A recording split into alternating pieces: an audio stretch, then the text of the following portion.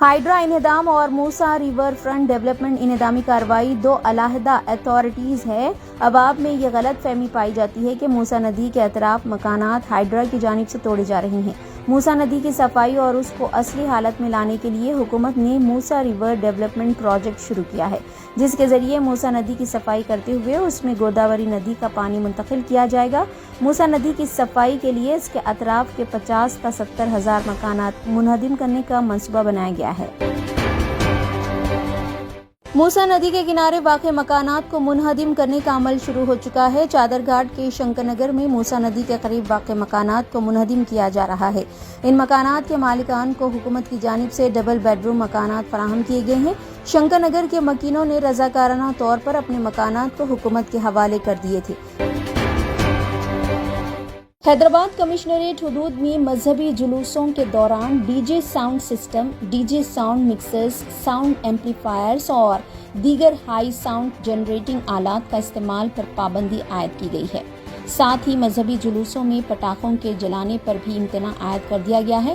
Commissioner police نے اس سلسلے میں نوٹیفیکیشن جاری کرتے ہوئے سپریم کورٹ کے ایک فیصلے کا حوالہ بھی دیا اور تمام مذہبی جلوسوں میں ڈی جے و دیگر آلات پر فوری اثر کے ساتھ پابندی عائد کر دی۔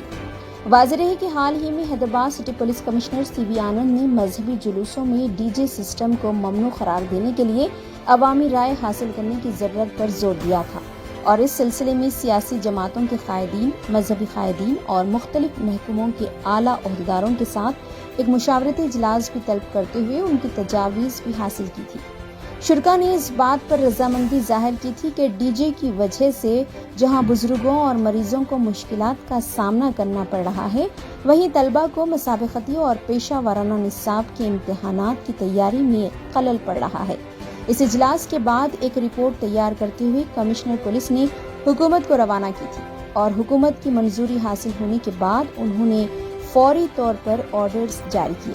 کمشنر پولیس نے نوٹیفیکیشن میں واضح کیا ہے کہ اس آرڈر کی خلاف ورزی پر خاطی افراد کے خلاف مختلف دفعات کے تحت کارروائی بھی کی جائے گی۔ حیدرآباد پولیس کی جانب سے مذہبی تمام جلوسوں میں ڈی جے اور پٹاخوں پر پابندی لگائے جانے کا مختلف گوشوں سے خیر مقدم کیا جا رہا ہے۔ اس سلسلے کے تحت ڈی جے پر پابندی عائد کرنے کی تائید میں ایک پوسٹر جاری کیا گیا تھا اور حیدرآباد سٹی پولیس کی جانب سے شروع کی گئی اس مہم کی تائید کا اعلان کیا گیا تھا۔ علماء کرام، سماجی قائدین، ماہرین تعلیم، رضاکارانہ تنظیموں کے نمائندوں اور سرکردہ صحافیوں نے حیدرآباد پولیس کے اس اقدام کی زبردست ستائش کرتے ہوئے خیر مقدم کیا ہے۔ اس سلسلے میں کمشنر پولیس حیدرآباد سے اظہار تشکر بھی کیا گیا ہے۔ آل انڈیا مجلس اتحاد المسلمین کے ایک وفد نے 21 اکتوبر منگل کو شہر میں کی جا رہی انہدامی کارروائیوں کی مخالفت کرتے ہوئے میونسپل انتظامیہ اور شہری ترقی محکمے کے سربراہ دانا کشور کو نمائندگی پیش کی۔ وفد میں اراکین اسمبلی کوثر محی الدین، احمد بلالہ، میر ذوالفقار علی، محمد مبین کے علاوہ دیگر بھی موجود تھے۔ مجلسی اراکین اسمبلی نے دوبارہ صحیح سروے کروانے کا بھی مطالبہ کیا۔ موسیٰ ریور ڈیولپمنٹ فرنٹ کے سربراہ دانا کشور نے تیقن دیا کہ وہ اس نمائندگی پر ہمدردانہ غور کریں گے۔ Greater Hyderabad municipal corporation Hyderabad میں پراپرٹی ٹیکس کی وصولی کے طریقہ کار میں تبدیلی پر غور کر رہی ہے۔ موجودہ سالانہ یا 2 سالہ ادائیگی کے نظام کے بجائے جی ایچ ایم سی نے ماہانہ وصولی کے ماڈل کو نافذ کرنے کا منصوبہ بنایا ہے، جس کا مقصد پورے شہر میں جائیداد کے مالکان کے لیے ٹیکس کی ادائیگیوں کو مزید آسان بنانا ہے۔ مجوزہ نظام کے تحت حیدرآباد میں کل سالانہ پراپرٹی ٹیکس کو 12 مساوی قسطوں میں تقسیم کیا جائے گا۔ اس اقدام سے ٹیکس دہندگان پر مالی بوجھ کم ہونے کی امید ہے۔ کانگریس حکومت پر تنقید کرتے ہوئے بی آر ایس کارگزار صدر کے ٹی راما راؤ نے موسیٰ ریور فرنٹ ڈیولپمنٹ پروجیکٹ کو ہندوستان کا سب سے بڑا اسکیم قرار دیتے ہوئے کہا کہ اس سے مختلف ریاستوں میں کانگریس پارٹی کی انتخابی مہم میں فنڈز کی فراہمی کے لیے ڈیزائن کیا گیا ہے۔ اس بات کی نشاندہی کرتے ہوئے چیف منسٹر ریونت ریڈی موسیٰ ندی کی خوبصورتی کی آڑ میں 1.5 لاکھ کروڑ روپے کے بڑے اسکینڈل کو روب عمل لا رہے ہیں۔ انہوں نے انتباہ دیا کہ اس پروجیکٹ کا اصل مقصد کانگریس پارٹی کی مختلف اسمبلی انتخابی مہم کو فنڈز فراہم کرنا ہے۔ حیدرآباد میں محکمہ فوڈ سیفٹی کی جانب سے ریسٹورنٹ پر دھاووں کا سلسلہ جاری ہے۔ اس سلسلے کے تحت فوڈ سیفٹی ٹیم نے منگل کو شہر میں کئی ہوٹلوں پر چھاپے مارے۔ مسلسل معائنے کے باوجود جب بھی ٹیم چیک کرتی ہے، خلاف ورزیاں سامنے آتی رہتی ہے۔ ریسٹورنٹس پر جرمانے عائد کیے گئے ہیں۔ تلنگانہ کے عادل آباد ضلع میں پیش آئے ایک دلخراش سڑک حادثے میں ایک ہی خاندان کے 4 افراد جاں بحق ہو گئے۔ جاں بحق ہونے والوں میں عادل آباد کے جامع مسجد کے صدر عبد المعیز الدین کے افراد خاندان شامل ہے۔ یہ حادثہ پیر کی رات 12 بجے کے بعد عادل آباد ضلع کے گڈی ہٹنور منڈل کے میکلا گنڈی کے پاس پیش آیا۔ اطلاع ملنے کے بعد پولیس نے ضابطے کی کارروائی انجام دی۔ سپریم کورٹ نے منگل کو کورٹ کی اجازت کے بغیر ملک بھر میں انعداموں کو منجمد کرنے کے اپنے پہلے حکم میں توسیع کر دی، کیونکہ اس نے ملک بھر کے لیے دی جانے والی ہدایات پر اپنا فیصلہ محفوظ کر لیا ہے۔ سپریم کورٹ نے واضح کیا کہ اس ہدایت کا اطلاق عوامی سڑکوں، گلیوں، فٹ پاتھوں، ریلوے لائنوں یا عوامی مقامات پر کسی بھی غیر مجاز تعمیر کو تحفظ فراہم کرنے کے لیے نہیں ہوگا۔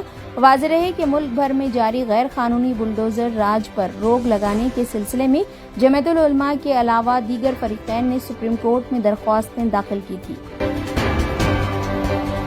حج 2025 کے لیے درخواست دینے کی آخری تاریخ گزر گئی ہے۔ 3 بار تاریخ بڑھانے کے باوجود اس بار درخواستیں توقع کے مطابق نہیں آئی۔ مرکزی حج کمیٹی نے کہا ہے کہ اب تاریخوں میں مزید توسیع نہیں کی جائے گی۔ اب عازمین حج کی تیاریوں کے حوالے سے انتظامی کام کیا جائے گا۔ جموں کشمیر اسمبلی انتخابات 2024 کے لیے تیسرے اور آخری مرحلے کی ووٹنگ کے دوران کانگریس سینئر لیڈر راہل گاندھی نے کہا کہ انڈیا اتحاد کو دیا گیا ہر ووٹ جموں کشمیر کے مستقبل کی بنیاد کو محفوظ بنائے گا۔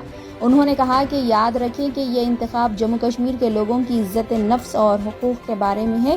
اس درمیان جموں کشمیر اسمبلی انتخابات 2024 کے لیے کی جا رہی ووٹنگ کے دوران پولنگ اسٹیشنوں پر لمبی قطاریں دیکھی گئی۔ مغربی ایشیا میں کشیدگی کے درمیان وزیر اعظم نریندر مودی نے اسرائیل کے وزیر اعظم بنجامن نیتن یاہو سے بات کی۔ نریندر مودی نے مشرق وسطی میں کشیدگی کو کم کرنے کی ضرورت پر زور دیا اور کہا کہ دنیا میں دہشت گردی کی کوئی جگہ نہیں ہے۔ سعودی وزارت سیاحت کے مطابق سیاحت کی صنعت خاص طور پر تفریح اور تعطیلات کے شعبوں میں نمایاں ترقی کا تجربہ کیا ہے۔ سیاحت کے عالمی دن کی مناسبت سے ایک بیان میں وزارت سیاحت سعودی عرب نے انکشاف کیا ہے کہ سعودی عرب نے جنوری سے جولائی 2024 تک 17.5 ملین بین الاقوامی سیاحوں کو خوش آمدید کیا ہے۔ یہ سال 2023 کے اسی ٹائم فریم کے مقابلے میں 10% اضافہ اور 2019 کے مقابلے میں 73% کا غیر معمولی اضافہ ہے۔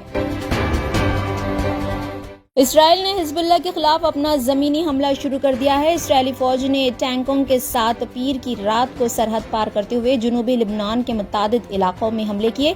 اسرائیلی فوج اور حکومت نے اس زمینی حملے کو حزب اللہ کے خلاف محدود وقتی اور ٹارگٹ حملے قرار دیا ہے۔ السلام علیکم، میں doctor Asad Sabri, consultant cornea cataract and refractive surgeon. میں اپنے حیدرآباد کے تاریخی چار مینار کے قریب میں اعتبار چوک علاقے میں اپنا ہاسپٹل میں یہاں پر پریکٹس ہے میری۔ یہاں پر بالکل state of the art facilities دی جا رہی ہے اور اس میں ساتھ ہی ساتھ بہت ہی کم پرائز میں ہم یہاں پر جتنا ہو سکے وہاں پر لوگوں کی خدمت میں لگے ہوئے ہیں اور الحمدللہ اللہ کے کرم سے ابھی ہاسپٹل کھل کے تقریباً 6 مہینے ہو گیا اور ہم لوگ کافی نمبر میں سرجریز کرے ہیں۔ OPD فیس بھی ہماری کافی کم ہے، تو آپ لوگ آئیے اور اپنا آئی چیک اپ کروائیے۔ بہت شکریہ، تھینک یو سو مچ۔